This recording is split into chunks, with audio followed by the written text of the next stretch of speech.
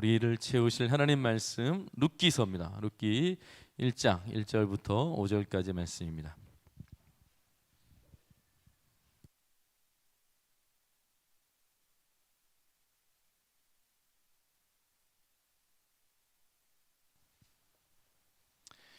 롯기 아닙니다. 롯 아니고 룻이에요. 룻, 여자 이름 룻입니다. 룻기 1장 1절부터 5절까지 말씀. 룻기 1장 1절부터 5절까지 말씀입니다. 이제 11월 한 달 동안 우리 룻기를 좀 이렇게 계속 설교를 할 건데요. 여러분 그 순에서 룻기를 한번 같이 나누시고 읽으시는 시간을 가지면 좋겠어요. 어떠한 방식으로든지 다양하게 룻기를 한번 접해 보셨으면 좋겠다라는 마음이 있습니다. 자, 우리 같이 한번 읽을까요? 룻기 1장 1절부터 5절까지 함께 읽습니다. 시작. 사사들이 치리하던 때에 그 땅에 흉년이 드니라. 유다 베들레헴의 한 사람이 그의 아내와 두 아들을 데리고 모압 지방에 가서 거류하였는데 그 사람의 이름은 엘리멜렉이요 그의 아내의 이름은 나오미요 그의 두 아들의 이름은 말론과 기럧이니 유다 베들레헴 에브라 사람들이더라. 그들이 모압 지방에 들어가서 거기 살더니 나오미의 남편 엘리멜렉이 죽고 나오미와 그의 두 아들이 남았으며 그들은 모압 여자 중에서 그들의 아내를 맞이하였는데 하나의 이름은 오르바요 하나의 이름은 룻이더라. 그들이 거기에 거주한 지 10년쯤에 말론과 기럧 두 사람이 다 죽고 그 여인은 두 아들과 남편의 뒤에 남았더라. 아멘. 여러분 룻기를 읽어본 사람은 이 룻기라고 하는 그냥 성경 자체가 아니라 이 글 자체로 굉장히 감동을 받아요. 그래서 여러분 잘 아는 그 괴테라고 하는 분 있잖아요. 괴테. 예.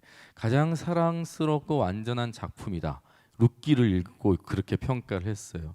슈레더라고 하는 사람은 누군지 잘 모르겠는데 아마 이 사람도 유명하겠죠. 세상의 어느 작가도 이보다 아름다운 단편 소설을 쓸 수 없을 것이다. 예수를 믿지 않는 사람 같아요. 그러니까 이렇게 평가했겠죠. 세상의 어느 작가도 이보다 아름다운 단편 소설을 쓸 수 없다. 여러분 예수를 잘 모르시는 분들도 이 룻기를 읽으면서 아주 감탄하는 책이다라는 것을 알 수 있어요. 여러분 실제로 어떤 청년이 이 룻기를 읽고 나서 목사님 성경이 이렇게 재밌는 책인지 처음 알았어요. 이렇게 제가 피드백을 들은 적이 있어요. 심장이 쫄깃해지는 느낌이 있었다더라고요. 심장이 쫄깃해지는 느낌. 어떤 느낌인지 한번 느껴보셨으면 좋겠어요. 그리고 어느 간사님은요. 여기에 계시네요. 저기 있는 간사님은 가장 사랑하는 책이라고 하는 표현도 하시더라고요. 가장 사랑하는 책, 가장 사랑하는 손재영 씨 아니고 가장 사랑하는 책 이렇게 말하시더라고요. 그래서 정말 룻기가 특별한 책이구나라는 것을 제가 느꼈어요. 여러분 룻기는 굉장히 짧은 성경입니다. 누구나 단숨에 사실 읽을 수 있어요. 제가 알기로는 아마 김지호 목사님도 아마 룻기를 설교했던 걸로 제가 기억을 하고 있거든요. 여러분 이 11월에 한 번 더 읽었으면 좋겠어요. 우리 순에서 같이 한 번 읽으시고 두 번 읽으시고 세 번 읽으셔도 괜찮을 만큼 굉장히 특별한 책이다. 심장이 쫄깃해지는 걸 한번 경험해 보시고 정말 성경이 재밌구나 이런 느낌도 여러분들이 한번 받았으면 좋겠어요. 어느 설문조사 기관에서 직장인들 우울증 현황을 이렇게 조사를 해봤다고 해요. 그랬더니 70%가 넘는 수치가 회사만 가면 무기력해진다 이렇게 표현을 했어요. 그러니까 회사만 가면 그냥 무기력해진다. 직장인들의 우울증 현황이 그냥 가면 우울해지는 거예요. 그냥 가면. 도대체 왜 우울한가? 직장에 가는데 왜 우울한가? 오늘 일할 수 있어서 감사한 거 아니에요? 그런데 왜 직장에 가면서 우울한가 봤더니 가장 높은 두 가지 수치가 나왔는데 하나는 뭐냐면 자신의 미래에 대한 불확실 때문이라고 해요. 자기 미래에 대한 불확실. 그러니까 지금 내가 직장을 다닐지라도 인생이 어떻게 될지 모른다라는 이 불확실 때문에 우울하다는 것입니다. 또 하나는 뭔지 아세요? 회사에 대한 불확실이에요. 이 회사가 정말 끝까지 나를 책임져 줄 수 있는지, 이 회사가 정말 비전이 있는 것인지, 그것에 대한 불확실이 이 우울증 증세를 가져다 준다라고 하더라고요. 그러니까 불확실함이 우리의 마음 상태를 지배하는 거예요, 여러분. 불확실함이 우리의 마음의 상태를 지배하는 것이라고요. 삶의 의미와 목적도 여러분 꺾어버릴 수 있어요. 아무리 활기차게 시작하고 싶어도 불확실한 미래를 생각하면, 불확실한 이 직장을 생각하면 금세 우울증에 빠진다는 거죠. 우리가 코로나 겪었잖아요. 경기 불황 지금 굉장히 심각하다고 다들 진단을 한단 말이죠. 어려운 시기를 지금 우리가 살아가고 있어요. 여러분 정말 어려운 시기를. 여러분 우리가 겪는 어려움 이거 정말 어렵죠. 그런데 더 불안한 게 뭐예요? 언제까지 지속될 거는가? 코로나를 겪으면서 우리가 생각했던 거잖아요. 도대체 이거 언제 끝날 거야? 너무 불확실한 거예요. 이 경기 불황, 뭐 부동산, 뭐 이거 지금 금리 막 이렇게 올라가는데 나 지금 다 빚인데 나 지금 이거 언제까지 이렇게 메꾸면서 살아가야 되는가? 이게 우리의 마음을 힘들게 한다는 것이죠. 이게 우리의 우울증을 가져다주는 요인이 될 수 있다는 것입니다. 자, 그런데 한번 물어볼게요, 여러분. 정말 미래가 불확실해서 여러분들 불안한 겁니까? 정말 미래가 불확실하니까 여러분들 불안해요? 여러분 미래가 안 불확실할 때가 언제 있었어요? 미래가 난 너무 미래가 너무 밝다 뭐 이런 적 있었어요? 그런 적 없잖아요. 미래는 항상 불확실한 거잖아요. 과거에도 불확실했고 지금 오늘도 불확실하고요. 내일이 되면 괜찮아져요? 또 불확실한 거예요. 항상 불확실하다고요. 우리는 현실의 불안과 두려움을 이 미래에 대한 막연하게 생각하는 거죠. 그냥 미래가 불확실하니까 그것 때문에 불안하다라고 핑계를 대지만 사실 우리의 불안의 근거는요. 불신입니다. 불신. 믿음이 약해서 그런 거예요. 믿음이 약해서. 믿음이 희미해지니까 불안한 거예요. 믿음이 희미해지니까. 이건 제 얘기가 아니고 성경이 말하는 거예요. 여러분 마태복음 6장 25절 말씀인데요. 제가 한번 읽어드릴게요. 그러므로 내가 너희에게 이르노니 목숨을 위하여 무엇을 먹을까 무엇을 마실까 몸을 위하여 무엇을 입을까 염려하지 말라. 목숨이 음식보다 중하지 아니하며 몸이 의복보다 중하지 아니하냐. 여러분 이게 우리 다 문제 이거 다 걸려 있어요. 무엇을 먹을까 무엇을 마실까 무엇을 입을까 이게 다 걱정이고 불안이잖아요. 이 걱정과 불안에 우리 다 걸려 있다라고요. 그런데 예수님께서 이렇게 불안해하고 걱정하는 자들에게 주신 답변이 그 다음에 나와요. 이건 같이 한번 읽읍시다. 시작. 오늘 있다가 마태복음 6장 30절 시작. 오늘 있다가 내일 아궁이에 던져지는 들풀도 하나님이 이렇게 입히시거든. 하물며 너희일까 보냐? 믿음이 작은 자들아. 하물며 너희일까 보냐? 믿음이 작은 자들아. 이렇게 말씀하셨다고요. 여러분 온 세상을 좀 바라보라는 거예요. 너무 그것만 좀 보지 말고 내 손에 있는 것만 바라보지 말고 내가 쥐고 있는 그것만 좀 보지 말고 내 옆에만 좀 바라보지 말고 온 세상을 좀 바라보라는 거예요. 저 공중 나는 새를 보라. 시선을 좀 바꾸라는 거죠. 확장하라는 것이죠. 오늘 피었다 지는 들풀도 하나님께서 지금 입혀가고 계시지 않나. 먹이고 계시지 않느냐.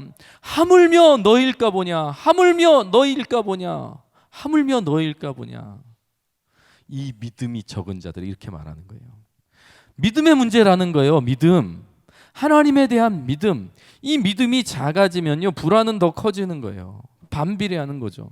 믿음이 강해지면 불안은 작아지는 거예요. 여러분 믿음이 강해지면 견디고 버티고 감사하고 감격하게 돼요.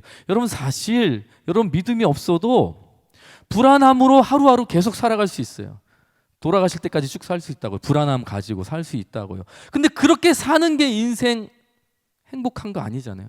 하나님이 여러분 불안하게 하루하루를 살아가라고 죽을 때까지 그렇게 살라고 우리 인생을 이렇게 지으시고 이 땅에 살게 하셨다고요? 그렇지 않다잖아요. 그렇지 않아요. 하나님 그런 삶을 우리가 살기를 원치 않으신다고요. 그렇게 살아도 사라져요. 불안하게 사라진다고요.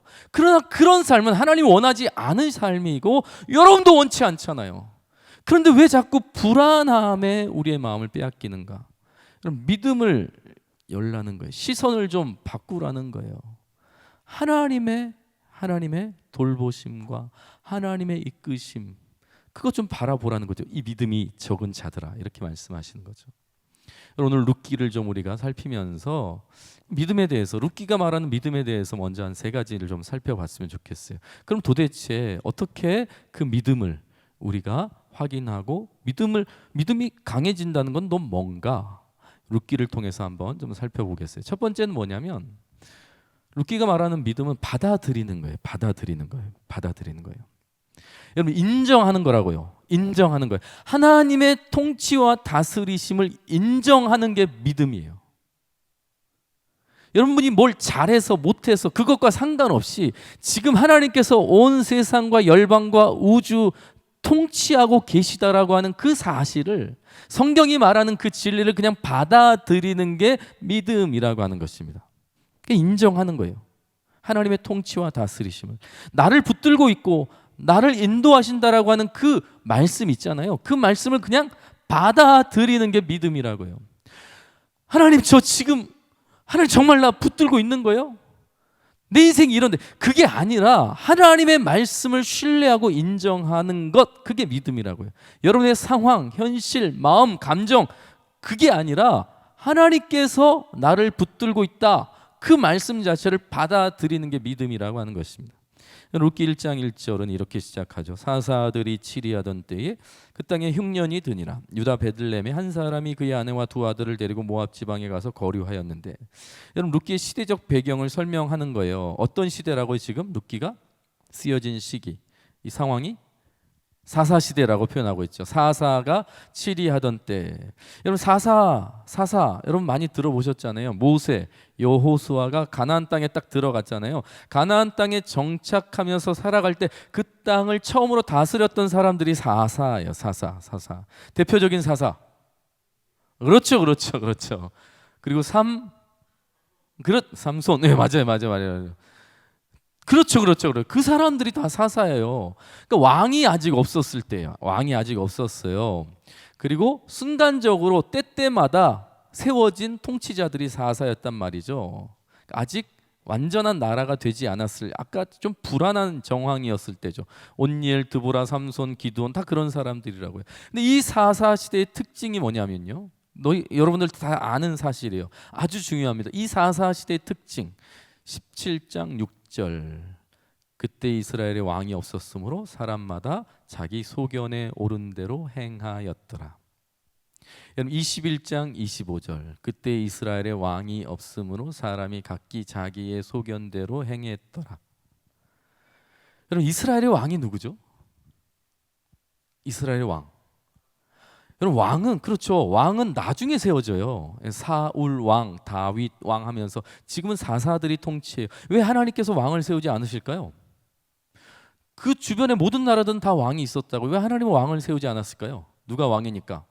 하나님 왕이시니까. 그런데 사사기의 특징, 사사시대의 특징은 왕이 없었다는 거예요. 이건 꼬집는 거예요. 그때 당시의 상황을 지적하고 있는 거예요. 왕이 없어서가 아니라 왕이 계신데 왕을 왕으로 인정하지 않는 시대였다는 거예요. 그러니까 자기 소견대로 그냥 하는 거예요. 자기가 다 왕 노릇하는 거예요. 내가 왕이다, 내 마음대로 하겠다, 그렇게 살았던 시대가 사사시대라고 하는 것이죠. 자기 소견에 오른 대로, 다시 말하면 하나님의 뜻과 하나님의 손길과 하나님의 다스리심과 하나님의 인도하심과 하나님의 사랑을 받고 있어요. 그런데 인정하지 않는 시대, 자기 마음대로 살았던 시대, 그게 사사시대라는 것이죠. 여러분, 그런데 자기 마음대로 살아가는 이때에, 이 시대에 지금 찾아온 재난이 있어요. 뭐가 찾아왔어요? 흉한 여인. 뭐가 찾아왔어요 지금? 사사가 치리하던 그때 뭐가 그 땅에 찾아왔다고요? 흉한 여인. 죄송해요. 이렇게 썰렁할 줄은 몰랐네. 흉년이라는 이 불안이 찾아온 거예요. 흉년이라는 불안이. 오늘 말씀에서 흉년이 찾아왔다고 했지만 그 흉년의 실체는 불안이에요. 여러분, 하나님의 다스리심과 통치를 인정하지 않을 때 어떤 일들이 일어나냐면요, 대표적으로 땅이 혼이 나요. 하나님한테. 하나님께서 애묵은 뭐 무슨 표현 있잖아요. 괜히 뭐지? 갑자기 그 표현이 잘 안 붙네요. 에먹은 땅을 지금 저주하고 계시는. 여러분 창세기 3장 17절에 보세요. 아담에게 이르시되 내가 내 아내의 말을 듣고 내가 내게 먹지 말라 한 나무의 열매를 먹었은즉 땅은 너로 말미암아 저주를 받고. 지금 죄는 누가 지었어요? 네가 지었잖아요. 근데 누가 저주를 받았어요? 땅이 저주를 받았다는 거예요. 너는 평생에 수고하여 그 소산을 먹으리라. 여러분 땅이 저주를 받으면 누가 불안하죠? 사람들이 불안하죠. 다시 더 정확하게 말하면 땅이 저주를 받잖아요. 그러면 땅만 바라보고 사는 사람들은 불안하죠. 그렇잖아요. 아까 제가 초도에도 이야기했지만 괭도에 갇혔어요. 그런데 랜턴이 하나 있었단 말이에요. 불을 켜서 지금 밝은 그 밝음 속에서 그나마 위로를 받고 있었는데 그 불이 깜빡거리면 그 불을 의지하고 살았던 사람의 마음 속에는 불안이 찾아오죠. 여러분 땅을 붙들고 산다고요. 땅의 소산으로 먹고 살고 땅만 바라보며 사는 사람이 갑자기 흉년이 그 나쁜 여자가 이렇게 찾아오면 어떻게 되는 거예요? 불안이 찾아오는 거죠. 불안이 찾아오는 거죠. 여러분 그래서 베들레헴에 임한 흉년은 자연재해, 단순히 자연재해가 아니라 지금 하나님께서 주시는 사인이에요. 하나님께서 주시는 사인이에요. 너 지금 제대로 살고 있는 거 아니야. 이 땅에 속하여 이 땅만 바라보고 살고 있잖아. 너 땅이 저주를 받았어. 내가 너 혼내고 있는 건데 네 마음 불안하지? 너가 지금 누구 붙들고 사는 거야? 너 지금 누구 의지하고 사는 거야? 이렇게 하나님께서 땅을 저주하면서 우리에게 하나님께서 사인을 주시는 거예요. 너 제대로 살아야 돼. 너 그렇게 사는 거 아니야. 흉년은 우리를 불안하게 하지만 사실 우리를 깨우는 확성기와 같은 거예요. 우리를 정신 차리게 하는 알람과 같은 거예요. 단순히 흉년 자연재해가 아니라는 것입니다. 여러분 이런 얘기하면 오늘날도 흉년이 임하면 하나님께서 우리를 저주하시는 거예요? 하나님의 채찍이에요? 라고 생각하는 분들이 있는데 그렇지 않아요. 여러분 룻기는 어느 시대라고요? 사사시대. 사사시대는 하나님의 말씀이 완성되지 않았어요. 그냥 구두로 들었단 말이에요. 구두로 들었단 말이에요. 성경 66권이 예수님이 아직 오시지 않았기 때문에 성령이 또 보편적으로 임하지 않았기 때문에 아직은 정확하게 하나님의 뜻을 말씀으로 우리가 듣지 못하고 알지 못해. 그러나 구두로 충분히 들었죠. 흉년, 이거는 하나님의 사인이다. 지금과 차원이 다른 상황이라고요. 흉년이 하나님께서 그때 당시 사람들에게 주시는 말씀이었던 거예요. 말씀. 지금은 우리에게 말씀으로 말씀하시지만 그때 당시는 자연을 통해 말씀하셨다고요. 그게 흉년이었다고요. 제대로 살아라. 정신 차려라. 깨어라. 여러분 그러면 흉년이 임했으면 하나님의 말씀이 우리 가운데 임했어요. 정신 차리라. 알람을 깨우시면 그러면 우리가 어떻게 살아야 할까? 이게 우리의 고민이 되어야 되는데 그렇지 않았던 거죠. 여러분 엄마가 때리면 어떻게 해야 돼? 엄마가 때려요. 주영 엄마가 그렇게 때리려고 그러면 어떻게 해야 돼? 막아야 돼? 딱 그렇게 막아요? 아니면 같이 때릴 거예요? 어떻게 할 거예요? 엄마가 때려요. 그러면 어떻게 할 거예요? 나를 사랑하잖아요. 나를 사랑하시는 분이 뭔가 특별한 행동을 하실 때는 뜻이 있는 거죠. 맞고 같이 때리고가 아니라 여러분 뜻이 있는 거예요. 도대체 왜 때리실까? 내가 무엇을 잘못했는가? 이게 자연스러운 순은이죠. 받아들이는 거예요. 그걸. 엄마가 때리면 그건 받아들이는 게 엄마를 신뢰하는 거예요. 그게 믿음이에요. 하나님께서 감히 나를 때려? 하나님 뭔데? 이게 아니라 그냥 하나님께서 때리실 때는 받아들이는 거예요. 인정하는 거예요. 아프지만 힘들지만 고통스럽지만 하나님께서 지금 말씀하시는 거잖아요. 흉년이라고 하는 재해를 통해서 우리에게 지금 말씀하시는 거잖아요. 그러면 그걸 받아들이는 게 믿음이라고요. 그걸 인정하고 자기 소견에 옳은 대로 판단하고 생각하는 것이 아니라 그때야말로 하나님의 뜻을 구하고 찾고 돌이키는 것. 이게 믿음이라는 것이죠. 여러분, 믿음은 뭔가 나에게 하나님께서 말씀하신다라고 하는 그 확신이 있고 그것이 분명하다면 받아들이는 거예요. 그냥 받아들이는 거예요. 아파도 받아들이는 거예요. 힘들어도 받아들이는, 그게 믿음이에요. 그게 믿음이에요. 받아들이는. 두 번째, 믿음은 룻기에서 말하는 믿음은 뭔가? 첫 번째 뭐라 그랬죠? 받아들이는 거예요. 두 번째는 기다리는 거예요. 룻기에서 말하는 기다림. 여러분, 2절에 보면 흉년이 찾아온 사사 시대에 살던 한 가정이 있었어요. 그 가정을 구체적으로 소개하는 말씀이에요. 그 사람의 이름은 엘리멜렉이요, 그의 아내 이름은 나오미요, 그의 두 아들의 이름은 말론과 기럧이니 유다 베들레헴 에브라 사람이더라. 그들이 모압 지방에 들어가서 거기 살았다. 여러분, 엘리멜렉 이제 나오죠. 엘리멜렉, 이 아버지의 이름이에요. 엘리멜렉. 엘리는 무슨 뜻일까요? 엘리, 많이 들어봤잖아요. 엘리 라마 사박다니. 예수님께서 십자가 고통 앞두고 하나님께 했던 기도를 이렇게 표현한 거거든요. 나의 하나님 어찌하여 나를 버리십니까? 엘리는 나의 하나님이라는 뜻이에요. 엘리사, 다 나의 하나님은 구원이시다. 야훼는 나의 하나님이시다. 엘로힘, 엘은 하나님. 여러분, 엘은 하나님이에요. 근데 엘리는 나의 하나님. 멜렉은 뭐예요? 멜렉, 왕이라고, 왕이시다. 그러니까 엘리멜렉은 무슨 뜻이에요? 합치면 나의 하나님은 왕이시다. 여러분, 나오미라고 하는 뜻은 기쁨, 희락, 즐거움이라고 하는 뜻이에요. 그러니까 이 두 사람의 이름만 봐도 지금 이 두 사람은 믿는 가정이에요. 하나님을 믿는 가정이에요.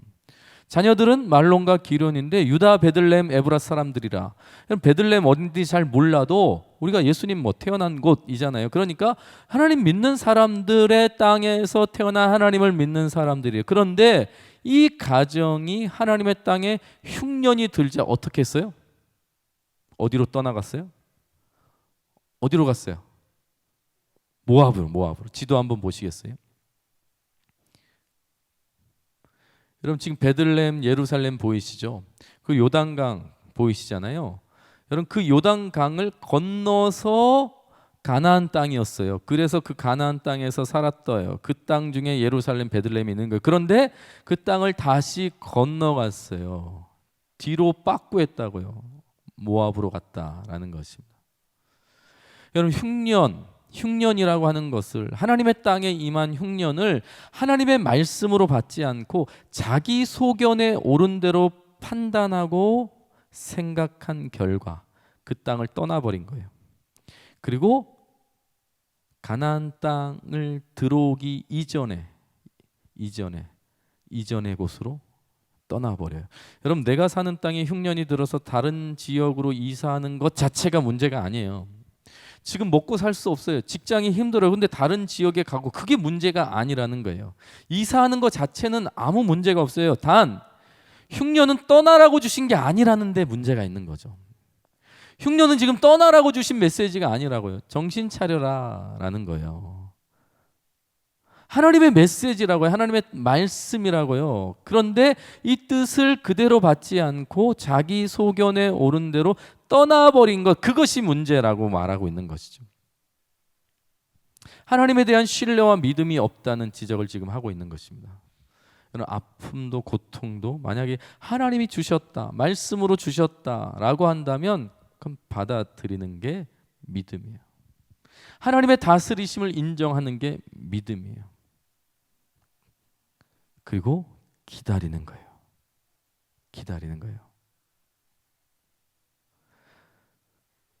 여러분, 엄마가 몇 대를 때릴까? 언제 멈출까? 멈출 때까지 기다리는 거예요. 그리스도인이야. 눈물이 나고 아픔이 있고 고난이 있지만 기다리는 게 믿음이에요. 기다리면서 뭐 해야겠어요? 그냥 아무 생각 없이, 아무 느낌 없이, 아무 감동 없이 그냥 무작정 기다리는 것이 아니라, 여러분 도대체 내가 왜 맞아야 되나 생각해야죠. 치열하게 묵상해야죠. 기도해야죠. 그러면서 해석을 해야 가는 거예요. 그게 기다리는 거예요. 여러분, 기다리는 것은 그냥 멈춰 있는 것이 아니라 의미 있는 시간이 되는 거예요. 여러분, 평소에는 우리가 잘 그렇게 못 하잖아요. 앞으로 쭉쭉쭉 나가요. 성공 쭉쭉쭉 한다고요. 그러면 잘 생각하지 않잖아요. 그런데 어느 순간 갑자기 멈추는 타이밍이 있는 거예요. 어두워지는 시간이 있는 거예요. 고난의 시간이 찾아오는 거죠. 그러면 그때 필요한 게 뭐예요? 묵상. 그게 믿음이에요. 그게 믿음. 내게 주신 것, 그것이 무엇이든지 여러분 그 순간, 그 상황, 그 현실 속에서 깊이 묵상하는 거예요. 그냥 내 생각대로, 내 소견대로 그냥 판단하고 그냥 그런갑다가 아니라 도대체 이것이 어떤 의미인지, 어떤 뜻인지 말씀을 통해서 기도하는 가운데 계속 묵상하고. 여러분, 제가 누누이 말했잖아요. 저희 어머니가 일찍 돌아가셨어요. 3살, 4살 때. 여러분, 그걸 무엇으로 이해할 수 있어요? 그거 이해됩니까? 여러분, 가정에서 아이가 없는 것, 이건 정말 여러분 많은 분들이 목사 가정에 아이가 없는 것 때문에 다른 시선으로 보는 경우가 많아요. 여러분, 그걸 어떻게 제가 견뎌가겠어요?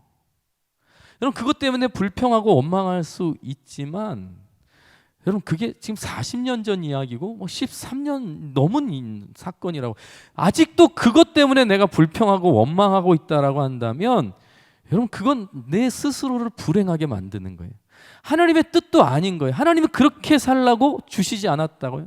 하나님이 나를 그렇게 살라고 어머니를 데리고 가신 거예요? 하나님이 그렇게 살라고? 아니라는 거예요.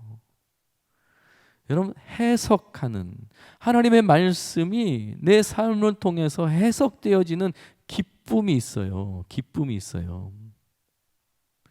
여러분, 내 인생 가운데 그런 아픔과 눈물과 고난이 하나님의 말씀으로, 또한 하나님의 뜻 안에서, 믿음 안에서 해석되는 것은요, 그냥 아무 생각 없이 견디다 보면이 아니라 여러분, 순간순간 주시는 말씀과 또한 순간순간 만나는 상황과 현실을 통해서 하나님께서 아하,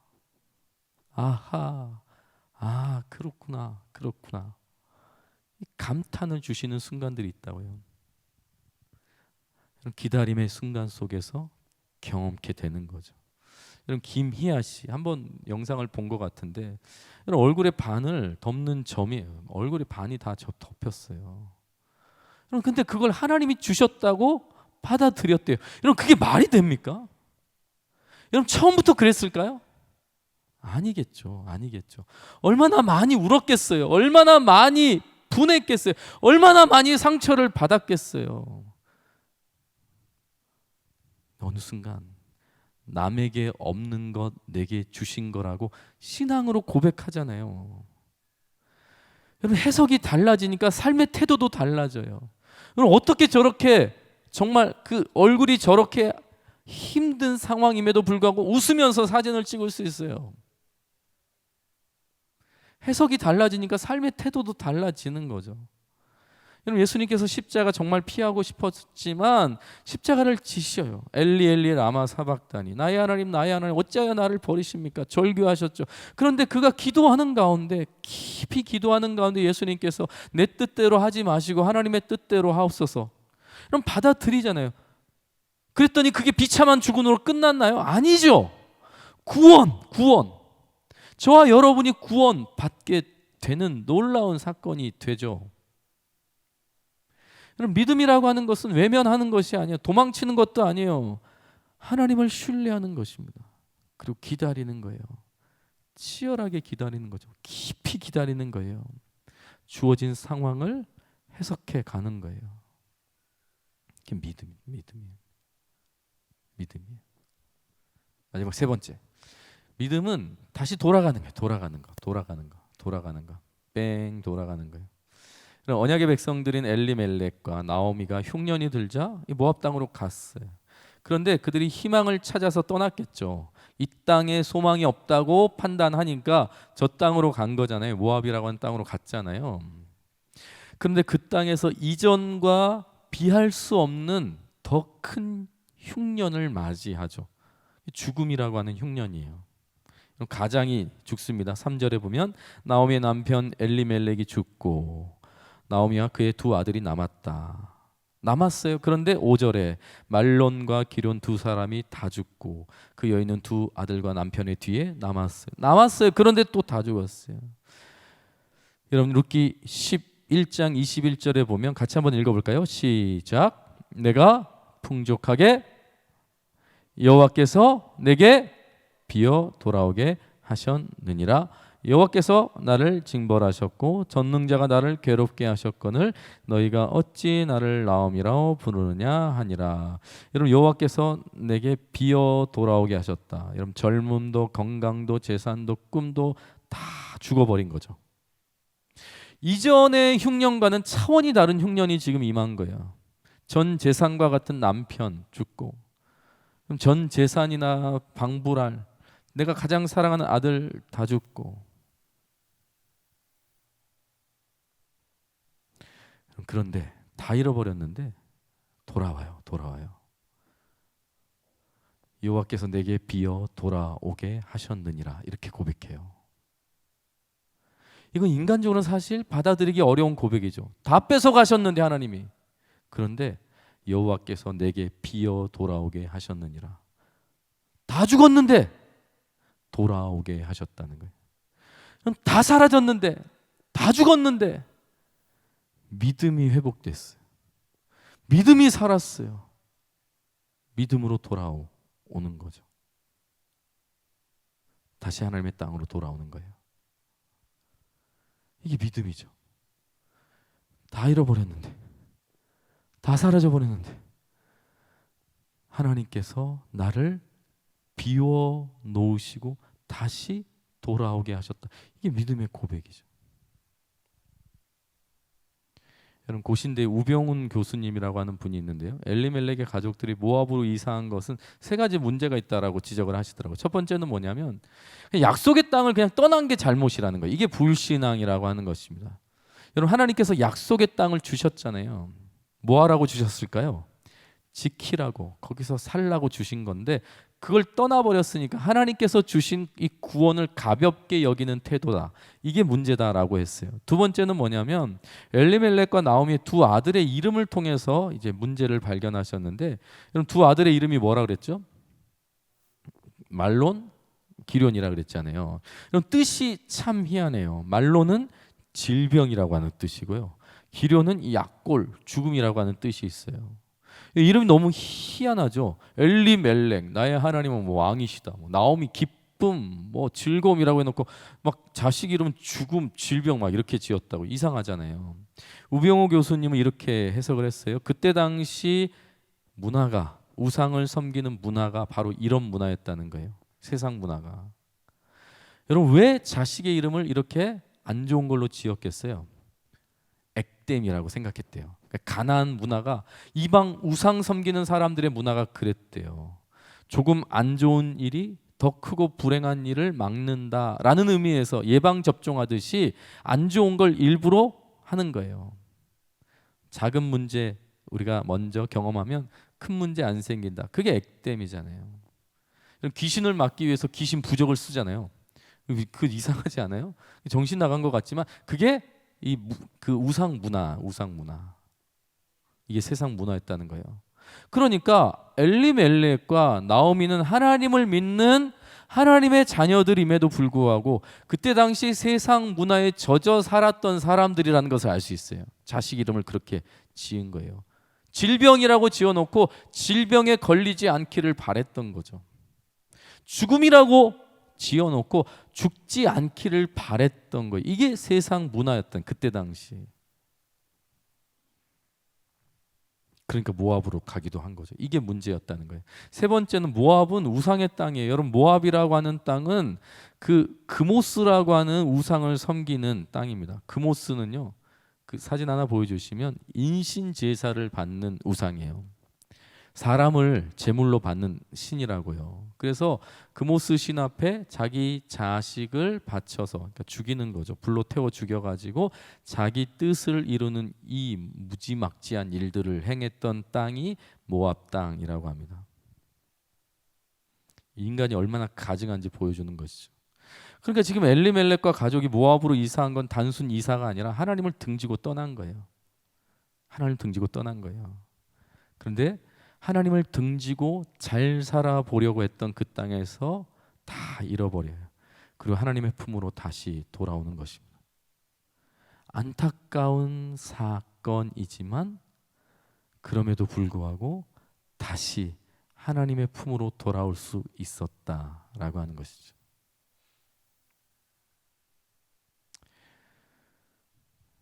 여러분, 회복의 기회는 얼마든지 있습니다. 회복의 기회는 얼마든지 있습니다. 근데 여러분이 많이 아프지 않았으면 좋겠어요. 많이 아프지 않았으면 좋겠어요. 하나님의 은혜 안에서 여러분들이 얼마든지 회복할 수 있고 다시 돌아올 수 있다는 것을 꼭 기억했으면 좋겠어요. 여러분, 결론인데요. 두 가지만 적용합시다. 여러분, 문제는 장소를 옮긴다고 사라지지 않아요. 문제는 장소를 옮긴다고 사라지지 않습니다. 우리는 도망치고 피하고 떠나면 될 것처럼 생각하지만 절대 그렇게 문제가 사라지는 게 아니에요. 미국 동부에 호텔을 지어서 평안하게 살았던 장로님이 있었대요. 그런데 동부에 지진이 났어요. 건물이 막 흔들리는 경험을 한 사람들은 다 아시죠? 땅 한 번 흔들리면 마음도 다 흔들려요. 죽는 게 한순간이구나. 이 장로님이 지진을 경험한 이후에 너무 불안해서 살 수가 없으니까 지진하고 상관없는 땅으로 이제 이사를 가셨대요. 서부 쪽으로, 산과 나무와 자연이 아름다운 서부 쪽으로 이사를 갔대요. 그 땅에서 산불이 나서 다 태워버렸대요. 아, 사람은 피할 수 없구나. 인생은 내가 원하는 대로 되는 게 아니구나. 사람이 어떻게 할 수 있는 게 아니구나. 여러분, 이 땅이 안정이 없다는 걸 깨달았어요. 그럼 다른 땅으로 간다고 해서 문제가 되는, 그 문제가 없어지는 게 아니라 또 다른 문제 앞에 우리는 만나게 되는 거죠. 여러분, 하나님을 떠난다고 해결이 되면 좋겠지만 그렇지 않아요. 하나님의 자녀는 떠날 수도 없지만 하나님을 떠난다고 문제가 해결되는 게 아니라고요. 여러분, 정규직이 된다 해도, 결혼을 한다 해도 여러분, 문제는 사라지지 않아요. 문제는 사라지지 않아요. 항상 인생 앞에는 우리가 붙들고 있는 거, 이 땅의 것은요, 깜빡깜빡 거리게 되어 있어요. 그리고 언젠간 꺼져버리는 게 이 땅의 모든 것들이라고요. 우리가 붙들고 있는. 문제가 없는 교회 가고 싶은 분 있으세요 혹시? 문제가 없는 교회. 감사해요. 이렇게 한 분이 이렇게 해줬어요. 여러분, 우리 교회보다 문제가 없는 교회가 있을 것 같잖아요. 가면 다 똑같아요. 똑같아요. 제 실제 경험인데, 실제 경험 다 비슷비슷해요. 다 비슷비슷해요. 개합니다. 네. 문제는 옮겨서 해결되는 게 아니에요. 하나님 앞에서, 하나님 은혜 안에서 해결해 가면 돼요.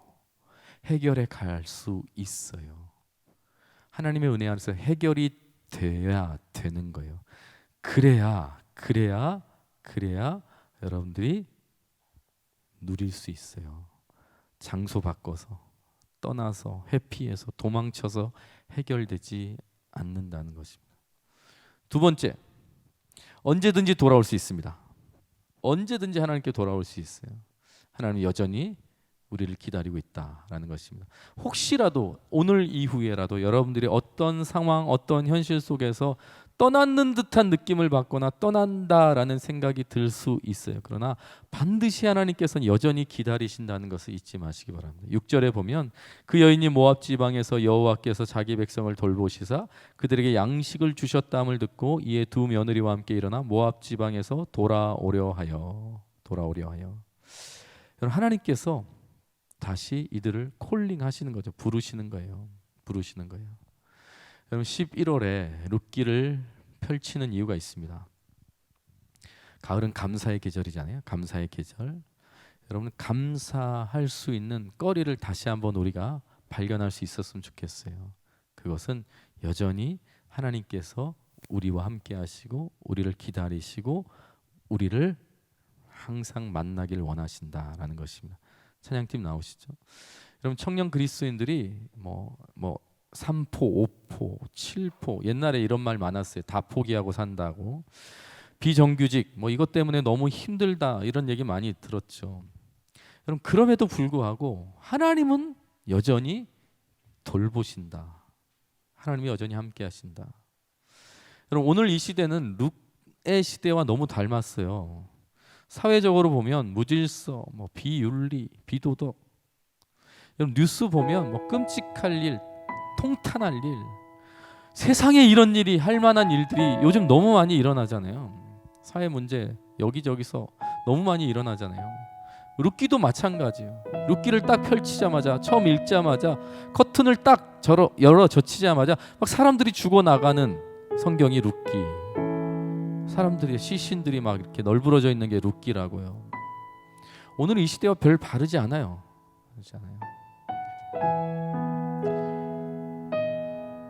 다르지 않아요. 왜 이렇게 이 땅이 이렇게 아플까? 이 땅의 소망은 무엇일까? 반드시 하나님 안에서 해결할 수 있습니다. 반드시 은혜 안에서 여러분 제가 답이라고 말하기는 좀 뭐하지만 반드시 여러분들이 찾고 구하는 그 시원한 해답을 반드시 하나님 은혜 안에서 발견할 수 있어요. 내 소견대로 옳은 대로 살아가도 괜찮아요. 그런데 거기에 행복이 있지 않다는 것을 기억하시고 하나님의 은혜 안에서 행복을 여러분들이 발견하셨으면 좋겠어요. 우리 한번 찬양해 볼까요? 화려하지 않아도 정결하게 사는 삶, 가진 것이 적어도 감사하며 사는 삶.